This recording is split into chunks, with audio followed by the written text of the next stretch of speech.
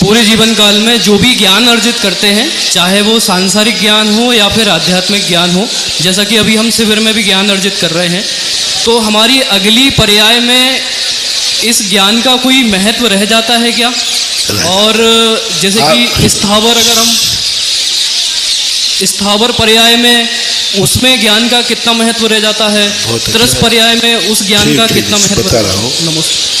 आपने जो ज्ञान किया है वो किस लिए किया है, कितने समय के लिए किया है? आप लोग लौकिक शिक्षा का ज्ञान करते हैं मात्र परीक्षा के लिए। यदि परीक्षा के पेपर होने के बाद दूसरे दिन तुमसे पेपर फिर कराया जाए तो कैसे आएगा?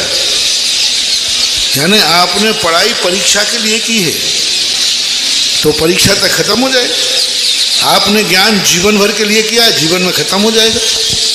आप लोग जिस किताब से पढ़ते हैं, आपने कोई क्लास पढ़ाई की है? भाई बेटा सुनो, माइक लिए रहोगे। आपने कौन सी क्लास पढ़ी? जी महाराज जी। कितनी पढ़ाई की आपने? महाराज श्री मैं एमटेक कंप्लीट हूँ। एमटेक है। एमटेक में आपने कम से कम 16 किताबें तो पढ़ी होंगी? जी ज़्यादा। तो 16 किताबें पढ़ कर के आप इतने बड़े हुए, इतने ज्ञानी हुए। एमटेक पे आपको थोड़ा गर्व है कि नहीं? जी है। वे किताबें कहाँ हैं? महाराज श्री सभी किताब तो नहीं है, मैं पूछ लेकिन रहा हूँ वे किताबें कहाँ हैं?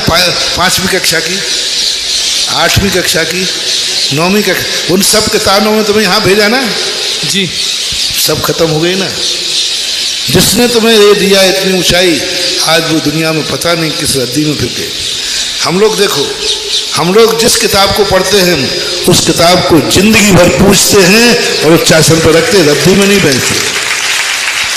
इसलिए ज्ञान हमारा कब तक के लिए हमने किया है, वो करते समय यदि हमने ये संकल्प किया ये ज्ञान मैं मोक्ष पर्यंत के लिए कर रहा हूँ, तो जन्मांतरों में तुम्हारी ऐसी पर्याय में जन्म होगा, ये ज्ञान वहाँ जन्म से ज्यों का त्यों मिलेगा, इससे बढ़ के मिलता है।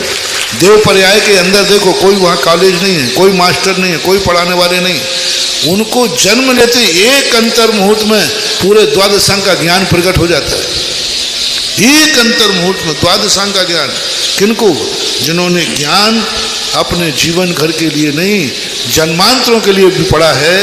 यदि इस भावना से पढ़ोगे तो ये जन्मांतर में भी जाता है, अनुगामी ज्ञान कहलाता है। आज हमारे